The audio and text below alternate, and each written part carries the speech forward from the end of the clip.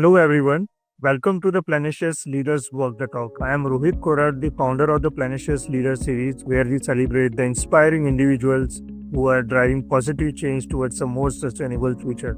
Today, we have with us Dr. Ruby Makhija. She is the founder and director of Why Waste Wednesday Foundation, promoting sustainable living, waste management, and environmental awareness among all stakeholders. Thank you so much for joining us, Dr. Ruby. Pleasure. Thank you so much for having me over, Rohitji. Yeah.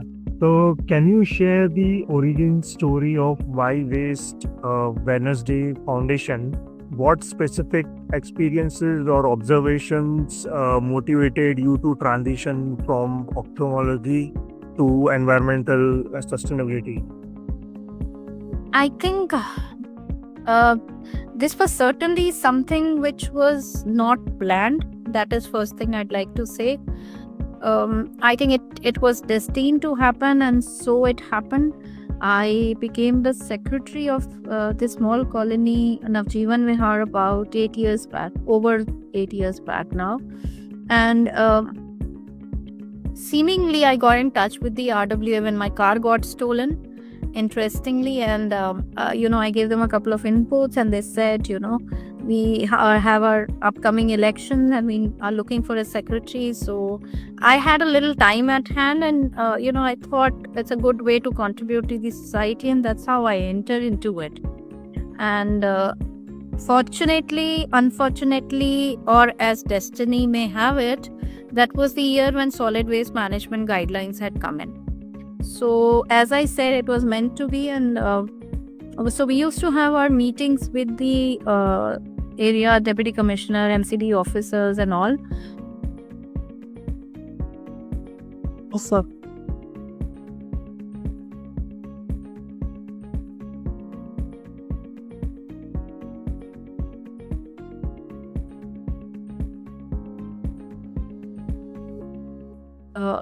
There's a great deal of impact of sanitation and on the health industry and the medical industry.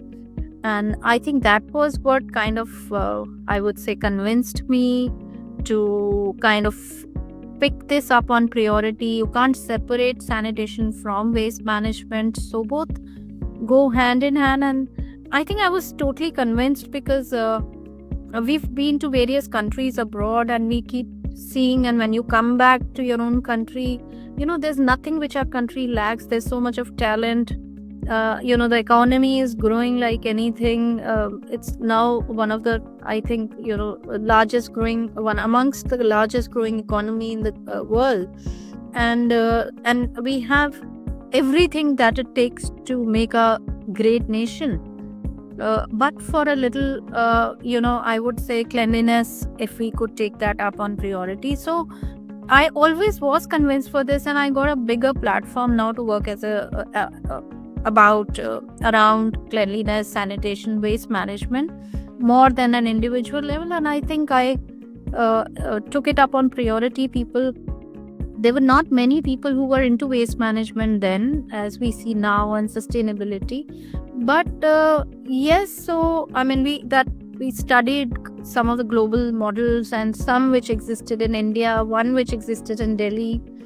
The reasons for their failures, and the reasons for their success, and we just decided that we'll take it up. And I think that's it. And it's been 8 years now in waste management, and somewhere I realized that 4 years back that this was my calling. And somehow I felt God has been very, very kind to my family. I would say there's nothing that we lack as a family unit. And I think probably there's no end to desires, right? But I thought, and it was a family decision for us, all four of us, that I will continue this. And now, because it was getting very difficult for me to maintain a balance between my medical profession and the public work, I would say. So somewhere, and I really didn't want to do injustice to either of them, so I switched from the medical industry, and I started my own NGO Interestingly, it also started as one of my daughter's college projects. The project was called Why Waste Wednesdays. We named it that, and eventually I realized that there was so much of overwhelming response to the project that we did, that I thought I just took that call of kind of switching from this to this. Of course, I do practice. It's not that I don't practice.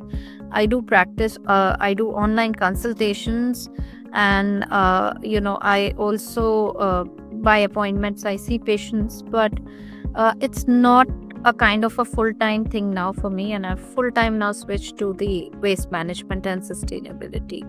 And I think the NGO came in also not by choice, but by I would say because there were a couple of projects that I had conceived, and seemingly it was very difficult to convince people or other NGOs or corporates to kind of fund your project. So I think somewhere I decided that, if I strongly believe in certain things, I think I should deliver it myself. So that's about Why Waste. Yeah, that's quite interesting and inspiring. So, as a two-time TEDx speaker, what key messages about environmental conservation do you find resonates most strongly with your audiences? So I'd like to say one thing that people don't tend to take up ownership for their own waste, and a couple of facts I would put. That is one big fact. Now, another big fact is that's not by choice that they don't want to take ownership. They probably are not aware to that extent what is the kind of impact it has. Once you connect with them one-on-one, you can, we all are human beings, aren't we? With the same skin, same flesh, same blood. So I think I have not found it difficult to convince people to, one, take up ownership about their own waste and about their own surroundings. Two, converting and translating that awareness into action also. And three, also helping spread the cause. So I think it's all about how you relate and connect with people, and how you send and put your message across that matters most. And there I'll say I'm grateful to the TEDx platform, that it was again one big platform where I could reach larger audience. It was a verified platform, a very prestigious platform. So it did increase my outreach there. So I think these are my reflections on, how people take waste. Of course, and also now, previously when I did my first TED Talk, I think around then the buzz around sustainability was not that much. But now I see it growing, with each passing day, which is very encouraging. Okay. Yeah, well, you're right. So, can you explain some of the innovative waste management solutions that Why Waste Wednesday Foundation has implemented, and which one has had the most significant impact?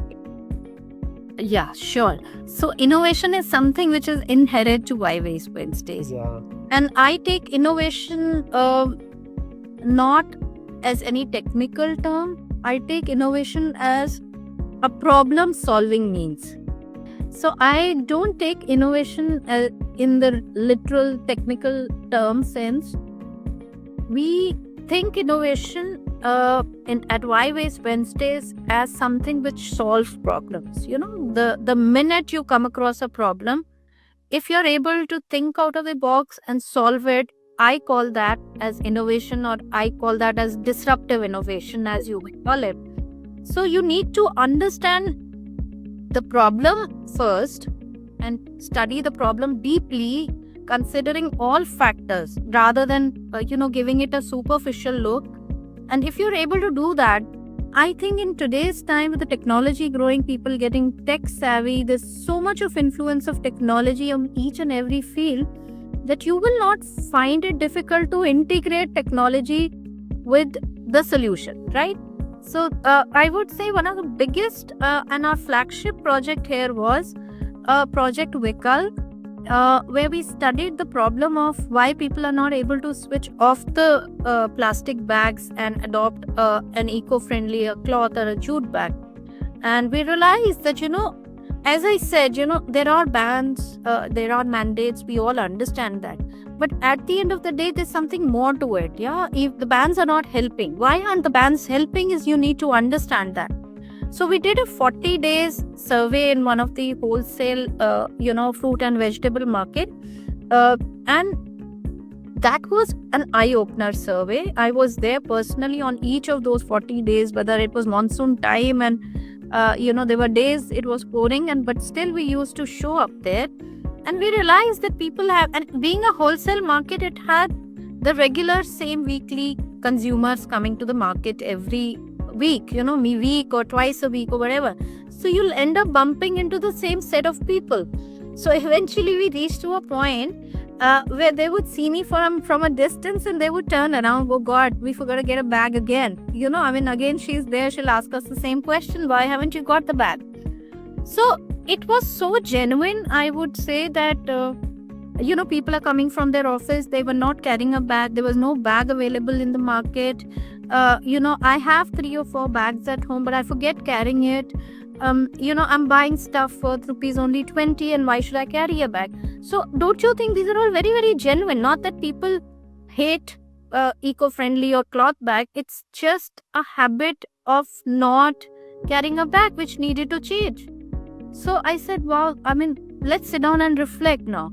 There was another thing that I'm buying stuff only worth rupees 20. Why should I invest in a 50 rupees bag? So we sat down, we analyzed. I said, these are real-time problems, real-time situations. And we can't just set it aside saying, no, you have to follow the ban and it's not allowed. You need to, if you actually want to kind of bring about a change, it cannot be 100% by coercion or force.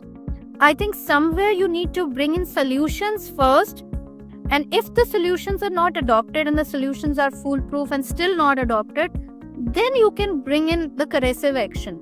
But first, bring in the solutions. And as you can understand from what I've told you, these are very genuine problems. So you need to bring in a solution. That is how Vikalp was born. And Vikalp, I'm so proud of this project. I think I'm not from the development background. I'm not from the marketing background. But still I was able to conceive this entire project, like it was seamless, like as if that's how it was meant to be. For example, I said, okay, if you don't want to buy, first thing people resist is spending money, right? So let's give them a choice of not spending, or even if spending, they should have some kind of a safety factor that, some convincing factor that they can get their money back. So what is that? That's kind of borrowing a bag.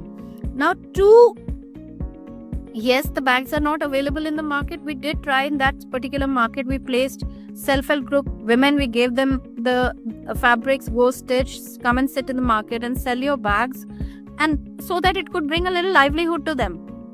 The days we were there, the sale was 103. The days we were not there, the sale would go down to only 3.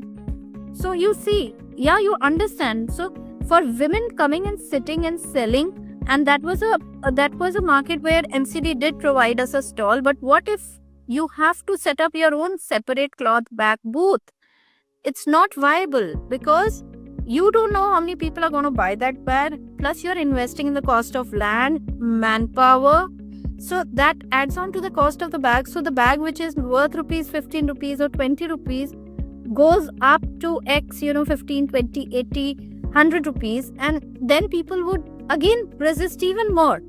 So that was where we thought that, if consider where the people shop the most, grocery shop, vegetable shop, where they need that bag most. And if that shop is selling 10 products, why not can it put an 11th product as a bag?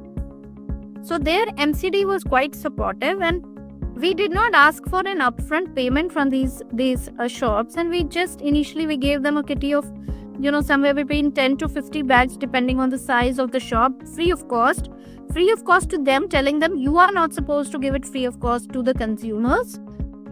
You give it against a 20 rupees deposit. And if people still argue, just tell them that, come back tomorrow, give me the bag back and take your deposit back. 100% we will not deduct. Just that the bag has to be clean and undamaged, and there's no timeline defined to kind of return the bag. Now we launched this, but then I realized, how would the shopkeeper identify that this is his bag, Yeah. So that was another thing. So we kept evolving with each passing day.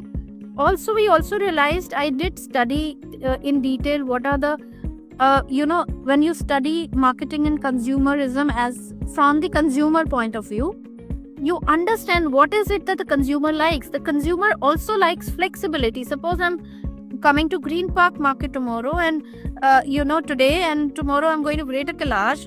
I'm not going to come back to Green Park to return the bag. So why not give them the flexibility of returning the bag across the stores, right? This also came later. I said, wow, that's going to be great. But then again, there has to be a system in place. How would the consumer know? Like big brands like H&M, Zara, so on and so forth, Marks and Spencer, you would know where the stalls are. But what about my small bag? And I can't invest in marketing so much that people know where the stalls are. And that is how the QR code came in. That, you carry the bag and every bag has a QR code that takes you to the webpage of Vikalp and you get the list of stores and tomorrow you could return it. Now that became a total game changer then. It was very well received in the market to the extent now that we have 1,000 stores here in Delhi and around 1.7 lakh bags in circulation. So you can imagine, I would say this was one of the best projects that I have done so far, which was a very, very carefully analyzed and planned and executed to perfection. But I won't say I'm 100% satisfied with the results. From my end, it's perfect. The system became so seamless that I have the list of all the stores in Excel. I would send them API messages weekly basis that if you need more, and we put in a system in place whereby a porter would carry the bags to them and they would, send the money through UPI to me, which became so smooth. So see how the technology and innovation comes in. So that's just one example. We innovate in each and every of our projects. There is always an element of innovation there. And I won't say we focus on the innovation. No, we focus on the problem, and that's how the innovation comes in. Yeah, truly inspiring. Amazing. Okay, so as a brand ambassador and city level task force member against single-use plastic for Municipal Corporation of Delhi, what has been the biggest challenges in reducing plastic consumption in urban India? So the biggest is, again, people have expanded their comfort zones a lot, going up to the extent that even a cucumber comes wrapped up in plastic, even a bottle guard comes wrapped up in plastic. Yeah. You go to the market and you'll get one plastic bag for tomatoes, one for potatoes, one for chili. So, the comfort has gone up tremendously. I would still understand if you are putting tomatoes, potatoes, everything in one bag because you don't have a bag. But now you don't want to spend those precise 2 minutes in separating the vegetables at home. So that's the biggest challenge, that people are not ready to kind of come out of their comfort zones. 2, the behavior change certainly is a long-term process. I will not put the blame on the consumers. The behavior change will take time. And in that duration of behavior change, when you actually remember to carry your bottle and remember to carry your cloth bag from home, till then, when it actually becomes a habit for you, you need interim solutions. And those interim solutions are either too expensive or not available, or they exist only in pockets, or there are enforcement gaps which lead to kind of slipping of the projects. So these are some of the challenges. apart from that, I would say, if you ask me, at a policy level, I think we are doing great. I've, very closely as a CLTF member, I've been seeing the manner in which the ban is implemented, the kind of items that were included were very carefully thought over, that, we must have an alternative. Now, another challenge is that the alternatives are more expensive than the usual regular conventional product, which is a plastic product. So I think it's a kind of problem at behavior level, then a problem at your economy level, then the problem at your enforcement level. So all these problems complicate the entire system so much so that at the end of the day, before you actually reach that stage of behavior change, somewhere the project slips down. So not everyone has that courage to go on with the project. If you've given a great project, I think somewhere it's also the responsibility of the government. NCD has been tremendously supportive. I must place it on record. They've been tremendously supportive for all my good projects. They instantly upscale it to the entire area, some of my very good projects. But what beyond that? It's documented as one of the best practices in one of the Ministry of Housing and Urban Affairs booklet. What efforts have been made to upscale this project, taking it outside the MCD area? We need to see. And also the enforcement needs to come in. So as I said, if you've given a foolproof, gap-free solution, then it's the role of enforcement. So that is where you have to go step by step. So these are some of the challenges. And I think, as I said, with Municipal Corporation of Delhi, it has been a beautiful journey, and all my inputs have been so well taken. But that's only one odd, kind of a person working with one odd urban local body. Look at the size of India. And look at the size of Delhi also. We have two more urban local bodies as well. Now NDMC has also started adopting it. But my worry is that the pace at which we are bringing in these projects and upscaling them, I think it's much slower than the pace at which the destruction is happening. The pace at which plastic is growing is much faster than the pace at which the solutions are coming in, and also the pace at which the solutions are being upscaled. That's very, very slow. I still feel a lack of ecosystem for such solutions. I see a lack of ecosystem for good not-for-profit, the bigger, larger not-for-profit which have been in existence for decades. I think the larger corporates have a tendency to kind of not change their, I won't say loyalty, but, their support to those. They find that, the CSR also has, let me give you one example. Whenever you go, I'll give you, this is a very, very relevant thing, and I'm really glad that you brought this up. Suppose I started a not-for-profit, which I honestly, if you ask me, I regret that, right? I have an ideology of not-for-profit. I don't want to take profit is a different thing than to launch a not-for-profit. I wish I would have launched, which I have done now, my for-profit, which I have done now. I should have launched it 4 years back, because the ecosystem that exists for-profit is much stronger, much better than an ecosystem for a not-for-profit, because I will not blame the governments, but now most not-for-profit are seen with a lot of doubt, I'm sure there are reasons. The compliances are getting tighter and tighter.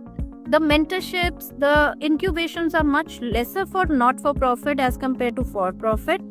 And now you see the irony. When you launch a not-for-profit, okay, done ATG, done 12A, done, then you wait for 3 years before you kind of apply for CSR1. Okay, I was fortunate, I got the CSR1 a little early than the usual lot, because there was so much of work which was going in. But now, where is the bridge between the corporate and the NGO? There's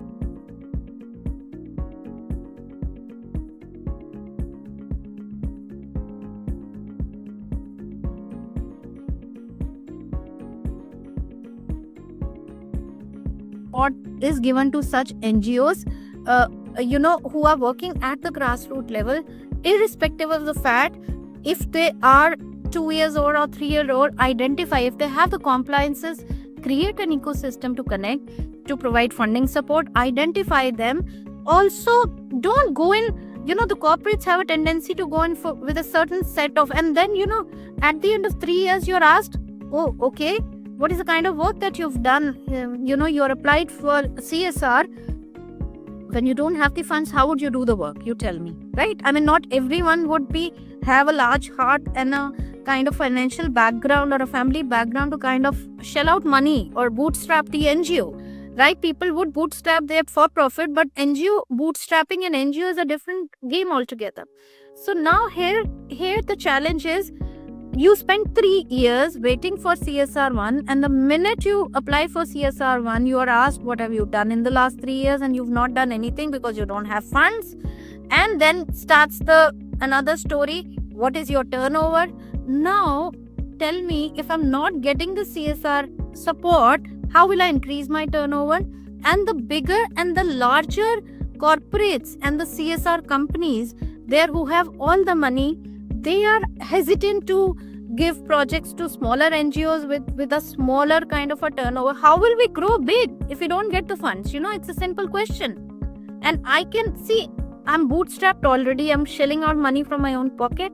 But at the end of the day, you need to somewhere understand that either I can spend my time in delivering those projects, or else I can spend my time in chasing the CSR. So then I decided, enough of this. If any CSR wishes to come and approach me, I will go for it. Else I will launch my own for-profit now, and this for-profit will support my not-for-profit. So I think this was another big, I would say, decision in my life. Of course, I'm being crushed under the cost and the burden of compliances, and launching another for-profit was not an easy decision for me. But then either you give it all up or else you move on. There's no constant graph. It's either upgoing or downgoing, and I still don't wish to give up on this. So I think all in all, I think I've described these are the major challenges which I as an individual, which I as an NGO have faced in this journey so far. But honestly, I've not lost hope. I mean, I have set aside a certain amount from my family income, which I will keep spending on my own projects. No matter if there is an external source of funding, yes or no, I will keep going. At least the projects which I have launched, they will keep on going. And the interesting part is, very early in my journey in my NGO, I realized that, it's great that corporates look for a sustainable project, that at the end of the 2-year plan or a 3-year plan, if they move out, what is the sustainability chance of that particular project?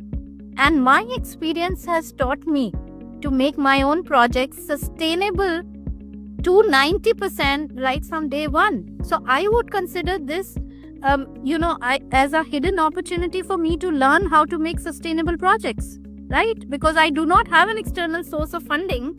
So I make my projects so sustainable that even if there's no external source of funding tomorrow, the project keeps going with a little support from my side, whatever I can. So I think it's less of a challenge, more of an opportunity. It's a mixed feeling, and I consider this. See, now my voices are being heard higher up, and I'm very sure somewhere down the line, the change will come, the support will come. I just hope it comes before I actually end up giving up. So yeah, so that's about the challenge part. Yeah, so that's a great challenge. And so how you measure the success of behavioral change initiatives in sustainability, and like what strategies have you found most effective? Right.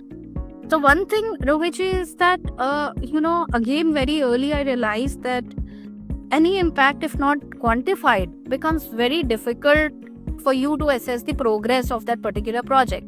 So I have my own metrics now for each project. For example, my zero waste to landfill project, which is called Project Swachh Sankalp.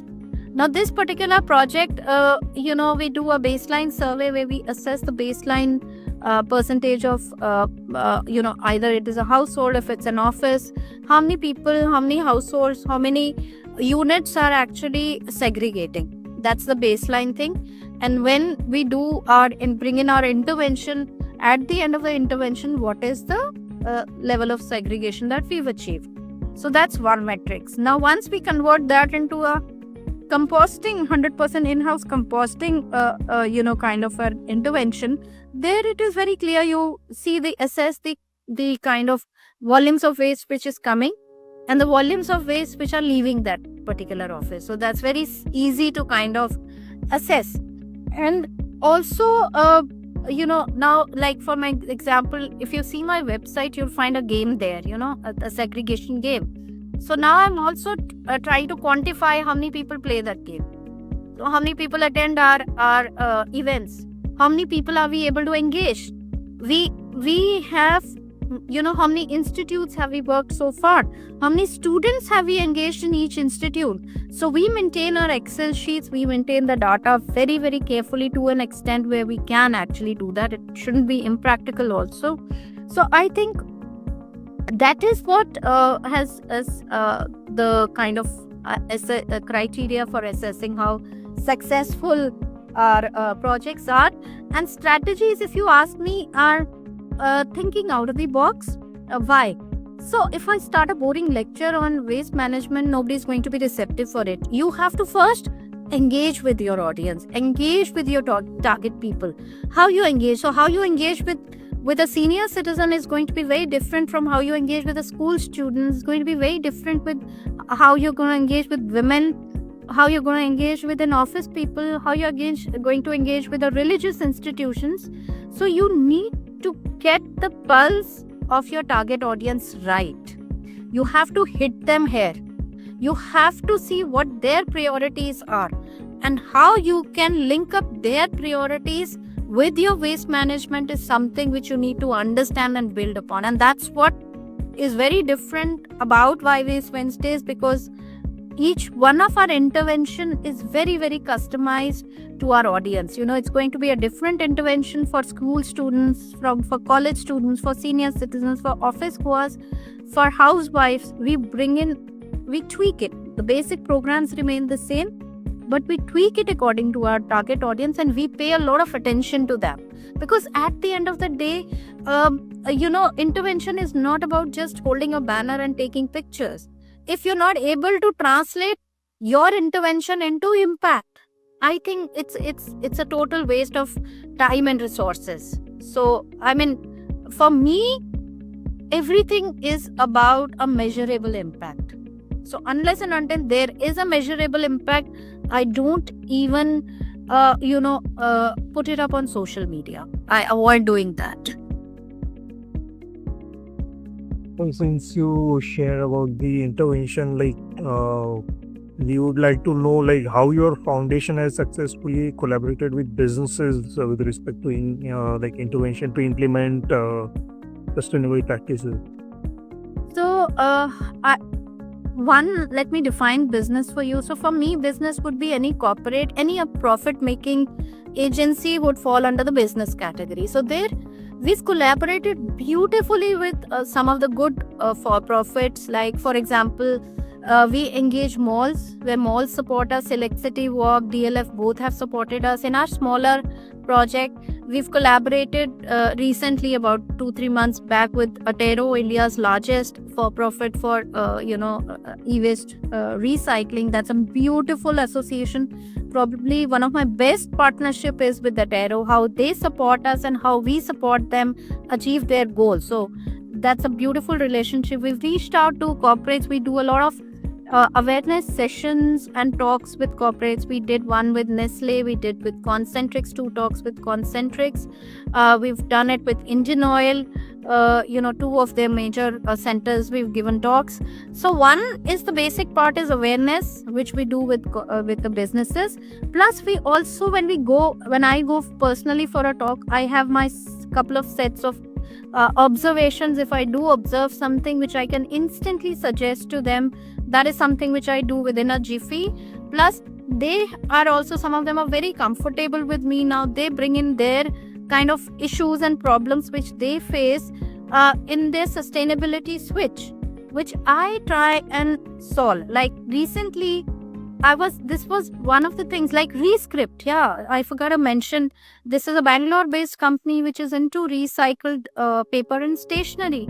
This is again one of my best collaboration ever, and it came in again as a problem. Let me give you an example. So we collect recycled paper, we collect electronic waste, and against that we provide notebooks to school students and NCD, especially school students. We used to do that. We've now little tweaked that project also. And I always felt that, if I'm bringing and I'm not able to provide, as I said, the recycled product is a little more expensive as compared to the virgin product, because there's a lot of cost of transportation, collection, segregation, and processing which goes into it as compared to the virgin product. It's not that fancy looking also. So I have seen in my own network where I've seen recyclers struggling with a market. They don't have a good market.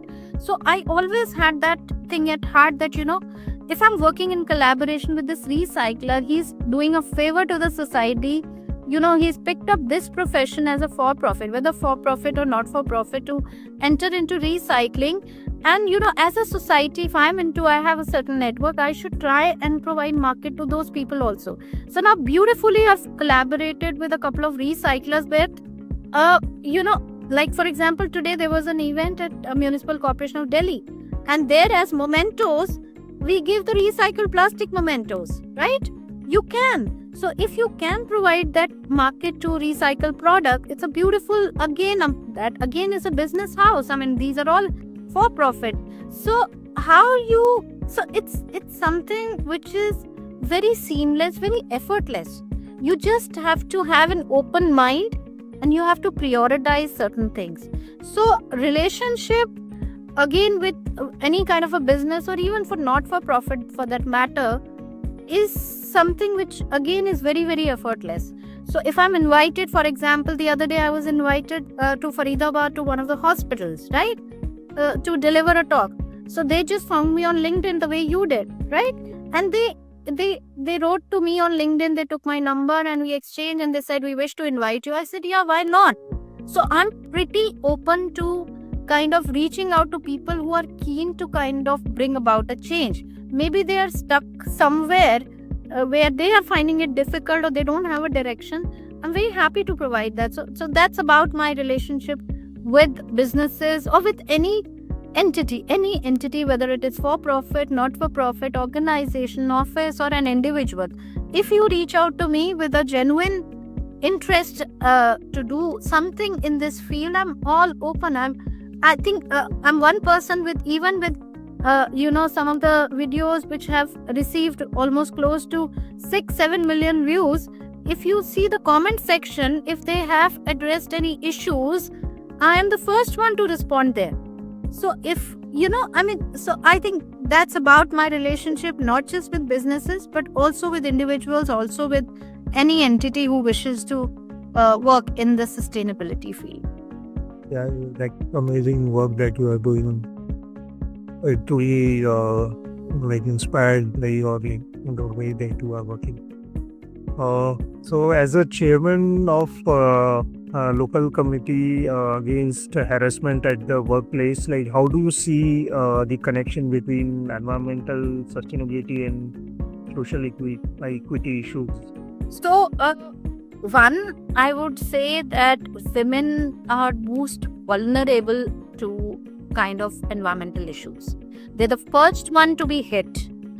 There are various factors why, they have always been known for sacrificing for their families. One, the kind of stress and the kind of environment that a woman faces, I think I won't say there's a difference between what a man faces and a woman faces, but let's admit that, women have been on the forefront of their family way. So if you think that they have taken responsibilities of their family more than a man, they are first ones to be hit, because whether it is climate change, whether it is air pollution, physically also they are stressed, mentally also they're more stressed than men, I would say. So they're more vulnerable. Now two is the good side about it.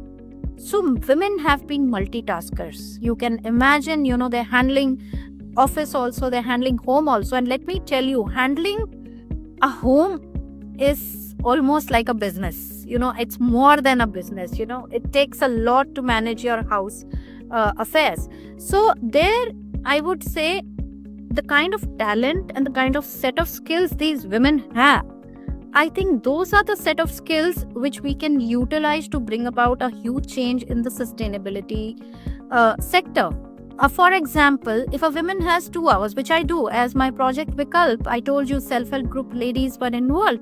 So when eventually I give them fabric, whether it is 2 hours a day which they have to spare without stepping out of their homes, they would stitch that, kind of a cloth bag for me. So women are the ones who are directly in touch with the children, and children are the future of tomorrow. So if you're able to convince a woman that this is required, she'll do everything that it takes to bring about a change, at least in her family unit. So that means there are various reasons where women play a major role in the sustainability sector, and their importance and their role in this sector, I think, is something which requires more recognition and which requires more support also. So if you're able to engage, if you see at an RWA level also, if you see at a citizen level, it is most of the time women who have brought about a good models for waste management. Because, and no, I will not say men are less anyway, but men are very busy in building their careers, and women on the other hand have a little time at hand. They also have an eye for sustainability. They're very emotional when it comes to their families and their children, and they understand what is the impact of environment sustainability on their families. So I think that's something which defines the role of a woman in sustainability.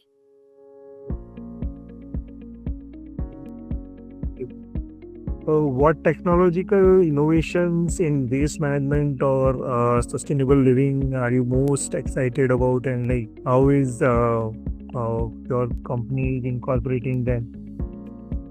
Yeah, so I would say, for example, let's start with zero waste. For example, Vikalp, I've already told you about.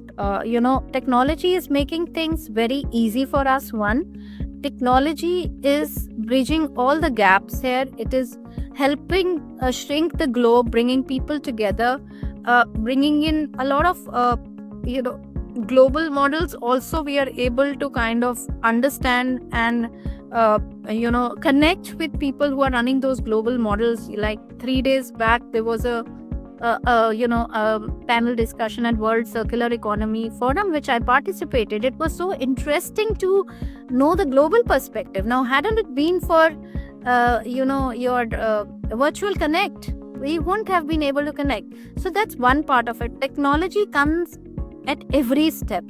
For example, now recently I would say, I've seen one of the plants, horticulture waste management plants. Now, if you see, the horticulture waste is another level of waste which we deal with, and Delhi is one of very green cities in India, and the manner in which, because of the climate change, trees are falling, you have a lot of leaf shedding time, you have so much of horticulture waste that the hands of the corporations are very, very full. So the other day I got a chance to visit one of the plants where the horticulture waste is converted into pellets, right? So it's beautiful to see how without creating a mess, without creating any kind of negativity about waste, we are kind of seeing waste as a resource. So that is where technology, now again, if I see recycling, so multi-layered plastic which had no commercial value initially, now we see technology coming in, making benches and boxes out of the same chips. And so technology is growing with each passing day, and technology, I would say, is as long as it's regulated, is doing good to the humanity. And for example, biomethanation. this, if you see some of the good projects at biomethanation, it's just one time investment, and then you recover what you had initially invested. You see your waste is eventually getting converted into either you're feeding your fuel, cooking fuel, or lighting up your street lights, or even creating a cold storage. So see how technology is coming. Something which you always hated, which you didn't want in your house, is coming back to you bountiful. So I think that's the beauty of technology.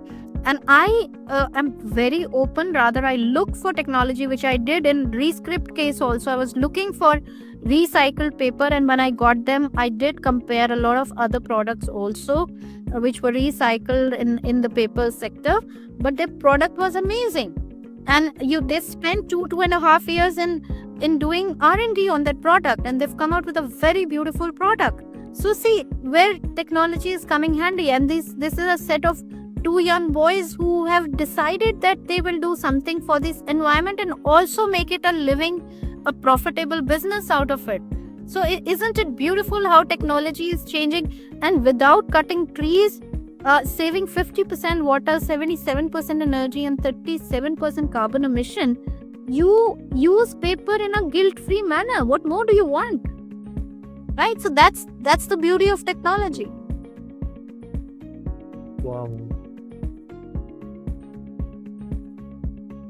Okay, so last but not the least, like how has being recognized as an Earth Day network star influenced your work and the reach of Why Waste Wednesday Foundation? So one, I would say, before I even talk about business, I have found a very dear and a very good friend in Miss Karuna Singh, who's the regional Asia Pacific head for Earth Day. That is my best find, I would say, in Earth Day. Before even I go up to the rest, she's a lady with immense grit. She's been a huge source of encouragement for me, stepping in, trying to give my work, the best platforms, remembering me at times when she comes, because they work in India, pan-India, they work globally. So wherever she sees that space to kind of introduce the interventions, the projects of Why Waste Wednesdays, I think she never loses or misses out on that chance. So that's one part of it. Earth Day is one of the most prestigious organizations in the environment conservation space, and associating with Earth Day and being recognized as Earth Day Network Star has been very overwhelming for me. It has been very encouraging for me. It has given me a lot of global network, I would say, with whether it is Why Waste Wednesdays or whether it is Earth Day. And so holds true for other partners also, which I have, like CellSmart, for example, by Atero. They're my partners there. Then some of my recycling partners like eConscious, like 21st Century Polymers. I think wherever we go, we take our entire set of partners there. So if Earth Day is representing, or she's kind of presenting the work, or she's participating in any conference, they'll always remember me, and they'll always try to make a mention of the interventions. And now we've recently today we've partnered for Recycle Mela action kit. So I think it's good to have people around you who not only increase and support your work, but also provide you a shoulder when you are not going through such good times as well. You also get demotivated. You're working against so many odds. So their Earth Day has been a wonderful partner. It has taken, and one of our initiatives, Students versus Plastic Toolkit, that was another disruptive innovation which we brought in. You can't reach out to the masses. I can't be everywhere. So connect with them one-on-one. Again, a beautiful example of technology where these 2,600 institutions are associated with us working against single-use plastic. So Earth Day is one of partners there. So Earth Day has not only kind of provided us with the recognition by lending their logo and their support to us, helped us build that toolkit, providing us the best global practices that they have seen across their journey in sustainability, but also taking our work and our initiatives outside. Like one of the works was this Students versus Plastic initiative was published in Washington also. So imagine that kind of a practice where your work reaches globally and the global practices reaches you is something which Earth Day has done for me. Truly enlightening and inspiration of what you have been doing in like the Why Waste Wednesday Foundation is amazing. A lot of inspiring stories like you have shared, and my audience would love to have this kind of sessions like in future also, to come up with the new challenges, new ideas, and the awareness go like keep on going. So it's like a lot of learning from your session, and so thanks a lot for joining this session, and so we keep having this kind of questions in future.